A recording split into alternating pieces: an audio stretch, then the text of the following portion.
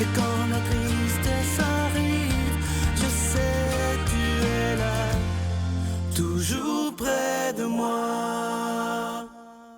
Bonjour, Sœur Angèle. Bonjour, Sylvain. Comment allez-vous? Bien. En cette journée de la fête des pères. Oh, je suis contente, j'aime ça, parce que un papa, c'est très important. Étiez-vous proche de votre père?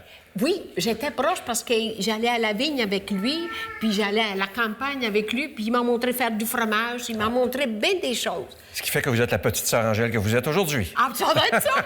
Bonjour, bienvenue à votre émission La Victoire d'amour. J'espère que vous allez bien en cette journée de la fête des pères. Imaginez, on reçoit une famille, Julie et Joël. Ils ont 9 enfants. C'est assez rare de nos jours. Je les rencontre avec beaucoup de joie et surtout que Joël est un pasteur d'une église évangélique à Trois-Rivières. Et vous savez à quel point le pape François nous demande d'être unis comme chrétiens et même unis avec d'autres religions. Et c'est ça qui est la beauté du pape François. Oui. Ne pas regarder ce qui nous sépare, mais regarder ce qui nous unit. Ensuite, il y aura l'abbé Éloi Géard qui fera l'homélie. Et à la fin de l'émission, ça va être un beau moment parce qu'en cette journée de la fête des pères, Éloi, qui est prêtre catholique, et Joël, qui est pasteur d'une autre église, vont prier ensemble. Ce sera des très, très beaux moments.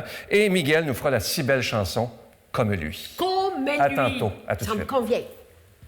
Bonjour, Julie. Bonjour. Merci d'être là. Joël. Bonjour. Merci d'être là.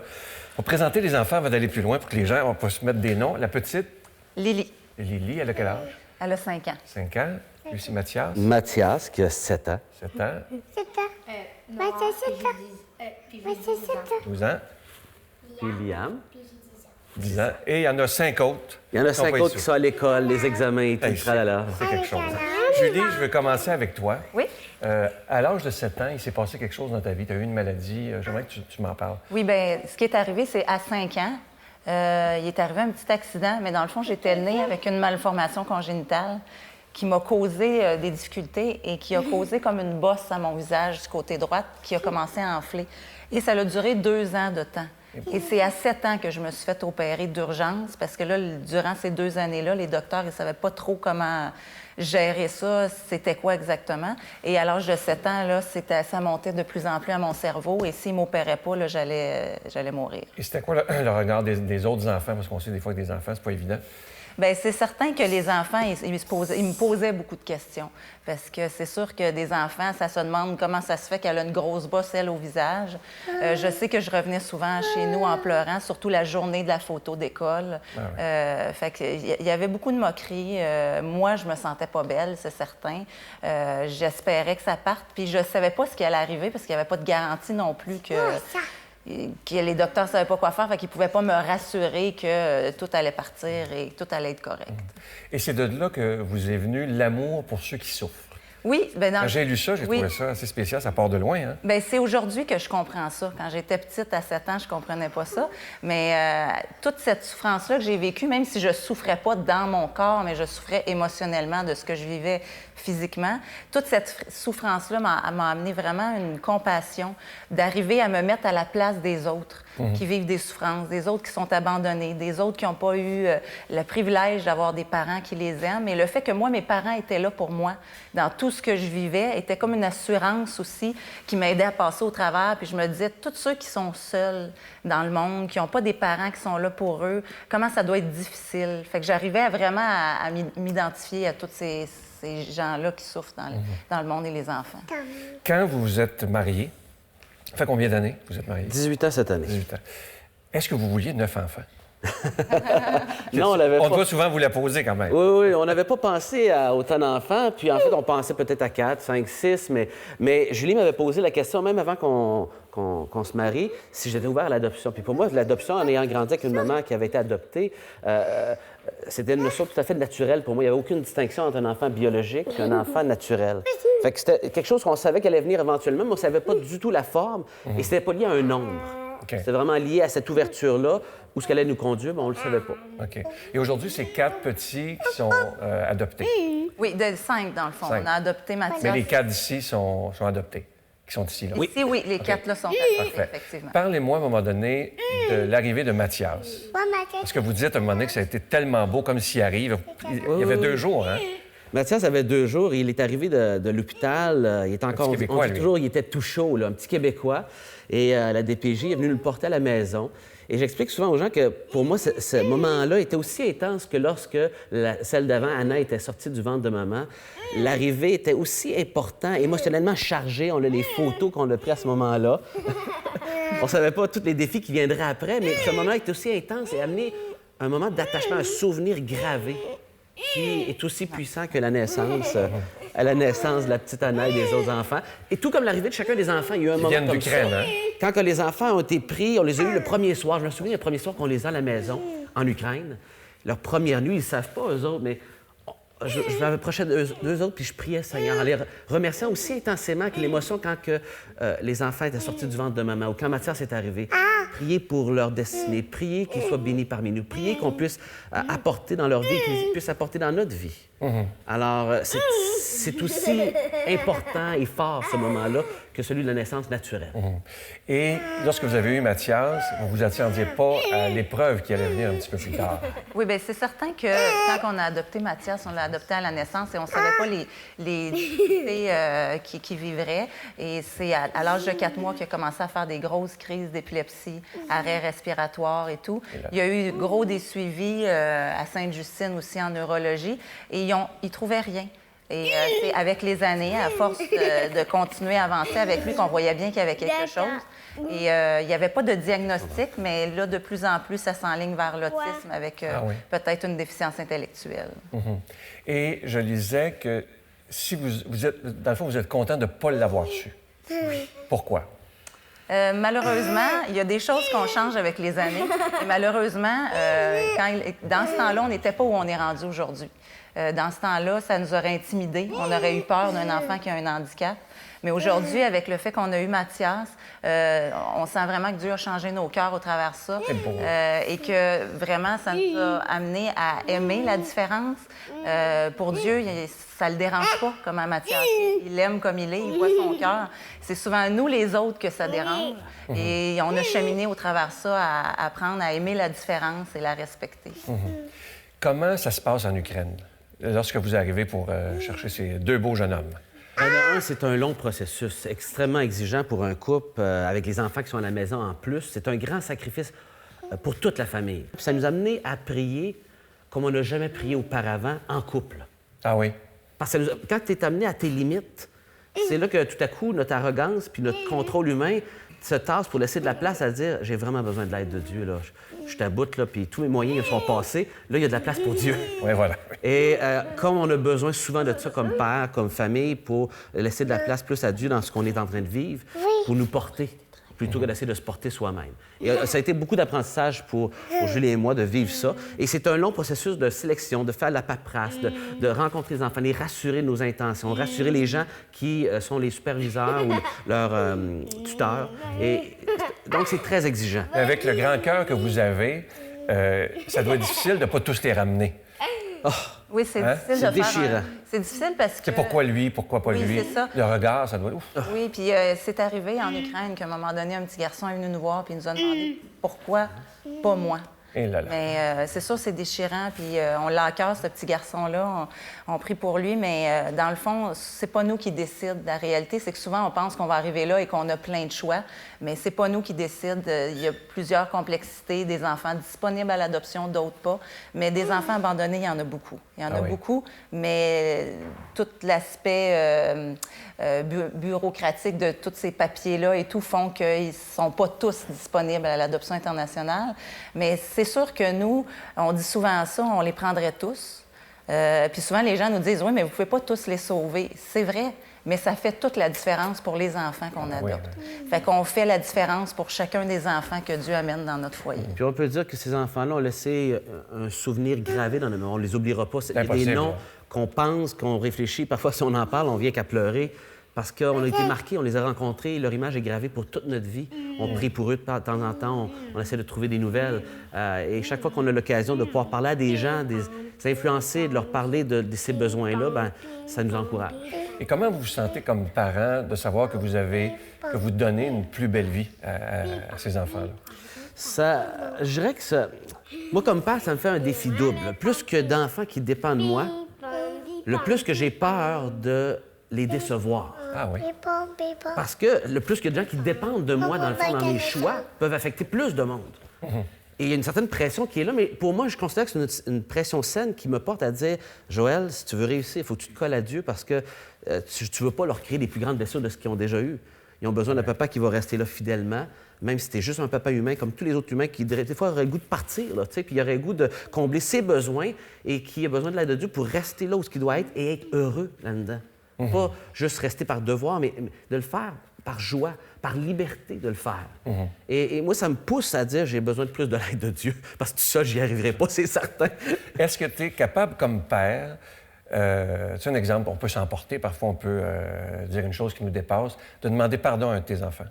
Oh, Dieu sait combien de fois mes enfants ont eu à me pardonner, que j'ai conclu trop vite, qu'un était coupable ou l'autre, que j'ai conclu des choses trop vite, que j'ai levé de ton. Intimidé par ma voix plutôt que de prendre le temps. Puis des fois, il a fallu que je retourne voir mes enfants demander pardon. C'est vrai, hein? Regarde, ils confirment, c'est vrai. Et puis c'est nécessaire parce qu'en même temps, comment je peux leur demander d'apprendre à demander pardon si papa n'est jamais capable de demander pardon parce que je suis le premier à faire des erreurs, là. Alors, les gars savent, les filles savent qu'il y a des moments que papa vient les voir puis je te demande pardon. Et ils sont gracieux de m'accorder leur pardon, avec le risque que peut-être que je leur fasse encore, tu sais. Mais en même temps, je veux qu'ils apprennent que c'est normal et il faut qu'on apprenne à demander pardon. Ça fait partie de l'apprentissage, je leur enseigne. Des fois, ben, je le vois pas, il faut qu'ils m'en parlent, etc., que ma femme m'en parle. Je suis en apprentissage, je suis un père en apprentissage. Est-ce que vous pensez que si vous n'aviez pas Dieu comme vous l'avez dans votre vie, vous seriez capable de faire ça? Non. Je pense pas. Non. La réalité, c'est que on les aime, c'est vraiment des enfants que Dieu nous amène, mais en même temps, on n'est pas parfait. Chaque personne a des choses à apprendre et c'est vraiment parce que Dieu a mis ça dans nos cœurs qu'on a ce désir-là. Et aujourd'hui, j'arrive à comprendre que l'épreuve que j'ai vécue quand j'étais tout petite, c'est parce que Dieu me préparait à quelque chose de plus grand. Ouais. C'est aujourd'hui que je comprends ça. Fait que c'est seulement à cause que Dieu est dans nos vies qu'il nous donne la capacité de le faire. On le ferait pas nécessairement de nous-mêmes, mais c'est vraiment Dieu qui nous donne cette force-là. Je suis certain qu'il y a des gens qui se posent une question à la maison, parce que je me la pose. On entend souvent des gens qui ont 2 enfants dire on n'arrive pas financièrement, c'est difficile. Comment vous faites à 9? Et là, surtout qu'ils sont dans un âge où ça mange. Oui. Avez-vous un secret? Est-ce que c'est la multiplication des pains? On aimerait ça avoir trouvé la multiplication des billets sur un âge. Ah oui. Je dirais ceci.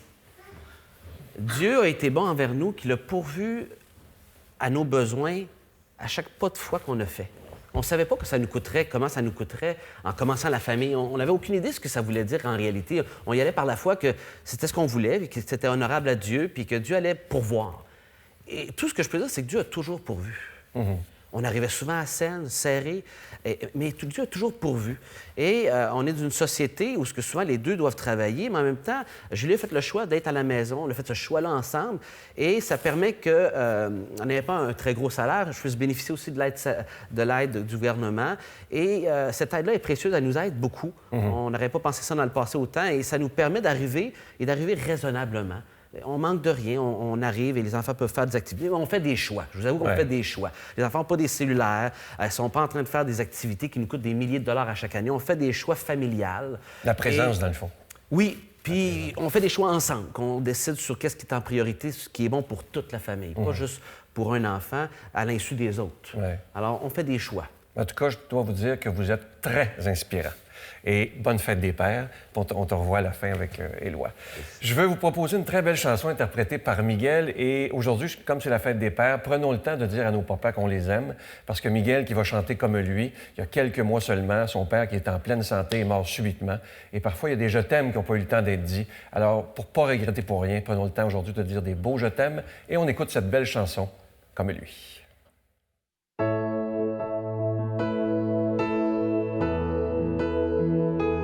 Comme lui, savoir dresser la table, comme lui, nouer le tablier, se lever chaque jour et servir par amour, comme lui, offrir le pain de sa parole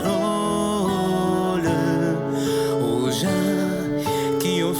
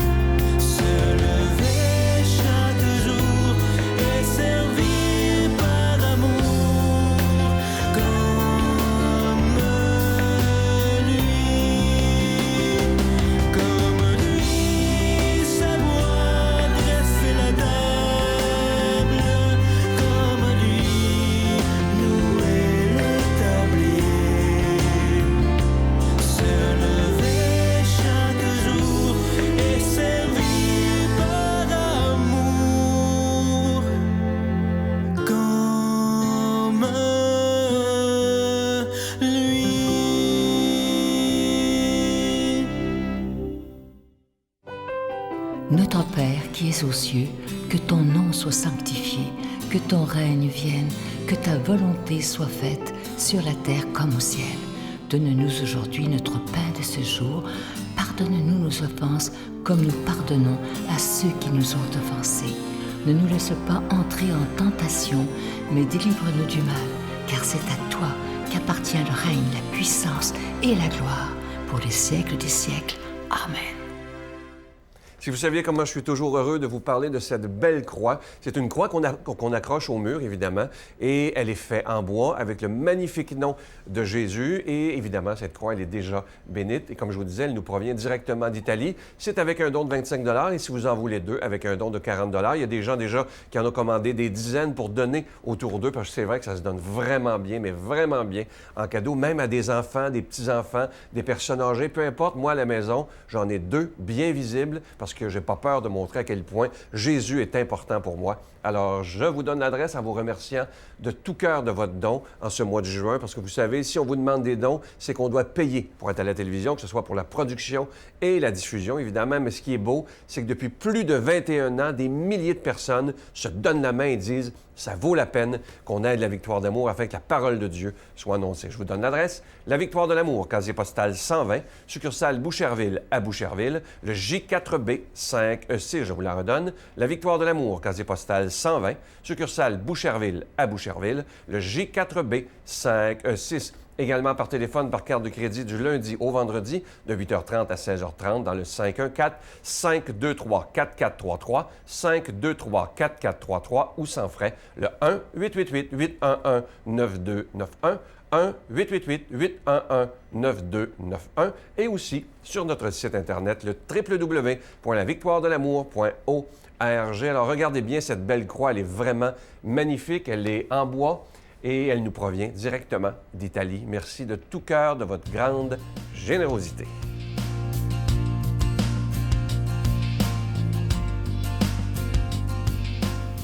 Et bon dimanche et bonne fête à tous les papas du monde. Et surtout le nôtre, que c'est très important. Le papa, on croit tout ce qu'il fait et c'est le plus fort au monde. Alors, pourquoi, pour qui est le Seigneur pour nous? Pour qui? Pour qui? Par son invitation à le suivre, il nous propose de changer, d'être en mouvement et surtout de renaître grâce à son pardon.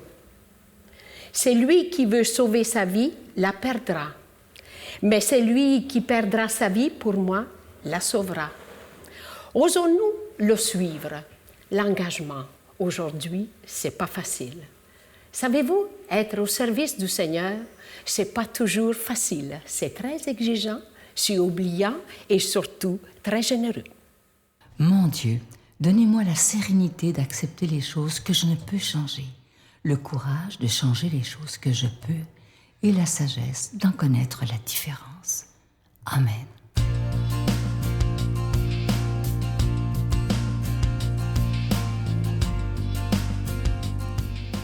Alors, comme vous pouvez voir, je me suis trouvé un assistant. En fait, ça fait pas longtemps qu'on se connaît, Liam et moi, mais on est déjà deux bons amis. Alors, j'ai voulu qu'on soit ensemble. Je me sens un peu père quand je suis avec des jeunes comme ça. D'ailleurs, il y a beaucoup de jeunes dans ma vie qui m'ont dit que j'avais joué ce rôle-là par rapport à eux. Alors, l'Évangile d'aujourd'hui est tiré du texte selon Luc. Un jour, Jésus priait à l'écart. Comme ses disciples étaient là, il les interrogea. Pour la foule, qui suis-je? Ils répondirent, Jean-Baptiste. Pour d'autres, Élie. Pour d'autres, un prophète d'autrefois qui serait ressuscité. Jésus leur dit, et vous, que dites-vous? Pour vous, qui suis-je? Pierre prit la parole et répondit, le Messie de Dieu. Et il leur défendit vivement de le révéler à personne en expliquant, il faut que le Fils de l'homme souffre beaucoup, qu'il soit rejeté par les anciens, les chefs des prêtres et les scribes, qu'il soit tué et que, le troisième jour, il ressuscite. Jésus disait à la foule, celui qui veut marcher à ma suite, qu'il renonce à lui-même, qu'il prenne sa croix chaque jour et qu'il me suive. Car celui qui veut sauver sa vie la perdra, mais celui qui perdra sa vie pour moi la sauvera. Tu tiens ça, mon ami? Il y avait une petite fille, à peu près de l'âge de Liam, peut-être un peu plus vieille, qui, à un moment donné, arrive chez ses grands-parents le jour de la fête des pères, et elle va vers son grand-père et elle dit, « Grand-papa, si quelqu'un me donnait le choix entre avoir le meilleur grand-papa du monde ou $1 million, je pense que je prendrais le $1 million. » Le grand-papa dit, « Comment ça? » « Parce que le meilleur grand-papa du monde, je l'ai déjà. » Voyez-vous? Alors, le meilleur grand-papa, le meilleur papa, c'est celui qui confirme ses enfants, ses petits-enfants dans ce qu'ils sont, qui leur dit « Je suis fier de toi », qui nous rend autonomes de cette manière-là. Et j'entendais déjà Joël et Julie qui exercent ce rôle-là d'une manière admirable avec les enfants qu'ils ont adoptés. Donc, voilà, qui suis-je pour vous? Et là, Pierre, lui, va répondre « Tu es le Messie ». Le mot « Messie » et le mot « Christ » dans l'Évangile, ça veut dire la même chose. Le mot « Christ » vient du grec, le mot « Messie » de l'hébreu, mais au bout du compte, ça a la même signification. Au fond, ça veut dire, quand Pierre dit « Tu es le Messie à Jésus », vous savez, c'est le titre Christ, Messie, là, qui revient le plus souvent dans l'Évangile. Le mot Christ revient 500 fois dans l'Évangile et le Nouveau Testament. Alors, ça veut dire celui que Dieu s'est choisi, s'est consacré pour tout ouvrir ce qui est bloqué dans la vie du monde et dans ma propre vie. C'est extraordinaire de penser à ça, que Pierre et les autres se sentaient déjà soulevés au-dessus d'eux-mêmes parce qu'il y avait quelque chose qui animait cet homme-là, Jésus, qui venait d'ailleurs, qui venait d'au-delà de nous et qui leur laissait entrevoir que rien ne pourrait résister, que tout pouvait avoir un avenir. Et là, Pierre répond fièrement, « Tu es le Messie. » Jésus dit, « Très bien, mais je vais devoir souffrir, mourir et ressusciter. » Ça n'a pas dû passer. Ils n'ont pas dû saisir, parce que Jésus va l'annoncer plusieurs fois, sa mort et sa résurrection. Mais qu'est-ce que Jésus nous dit en disant ça? Je crois qu'il fait référence à quelque chose d'absolument fondamental pour notre vie. Pour nous, les chrétiens, l'espérance, ce n'est pas qu'une situation, qu'une aventure vont nécessairement bien se terminer. C'est de croire que quelle que soit la manière dont se terminera la situation, elle aura un sens.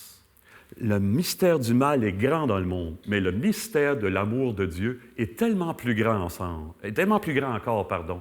Et donc, Jésus disant ça, je vais mourir, ressusciter, je suis le Messie, vous allez voir, tout cet événement-là, tous ces événements-là vont vous permettre d'entrer davantage, de vous enfoncer encore plus dans l'amour. Vous découvrirez qu'il n'y a pas de limite à l'amour. Jusqu'à quel point ils ont compris, jusqu'à quel point j'ai compris moi-même, il faudrait voir. Mais en tout cas, je sens ça, comment le mystère de l'amour est grand. Avez-vous remarqué que Jésus interroge ses disciples?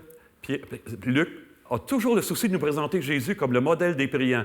Jésus priait à l'écart, après ça, il interroge. Quand il y a des choses importantes qui s'en viennent, Jésus, toujours, prend le temps de prier avant.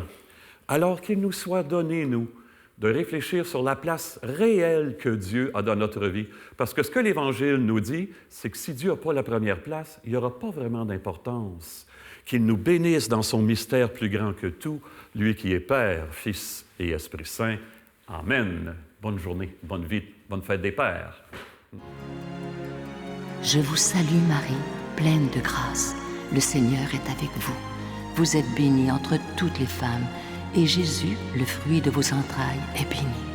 Sainte Marie, Mère de Dieu, priez pour nous pauvres pécheurs, maintenant et à l'heure de notre mort. Amen. La Victoire de l'amour vous invite à sa retraite spirituelle dans le centre du Québec les 7, 8 et 9 octobre 2016, sous le thème « Le nom de Dieu et miséricorde ».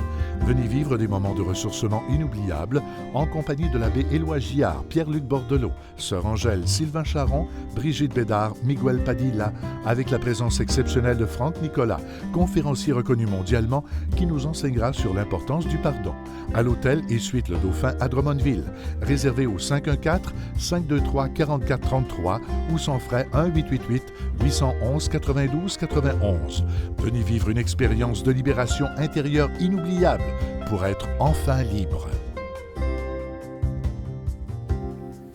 On va vivre un très, très beau moment d'unité, comme je le disais au début de l'émission. Alors, je laisse Éloi, qui est prêtre, et Joël, qui est pasteur, nous faire une belle prière. Alors, je vous invite à prier avec eux à la maison.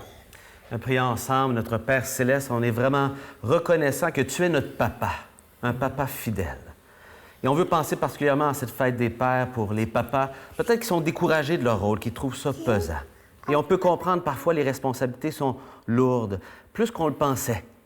Et on te prie de les fortifier et de les aider à se tourner vers ton Fils Jésus.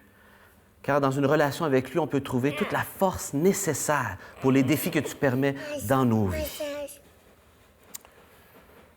Oui, Seigneur Jésus, tu nous as révélé que Dieu est Père et qu'à cause de lui, même les situations qui nous dépassent, qu'on n'avait pas prévues, comme ce fils adopté par Joël et Julie, qui a des surprises quant à sa santé, bien, tout cela peut prendre un sens, peut nous aider à entrer davantage dans l'amour.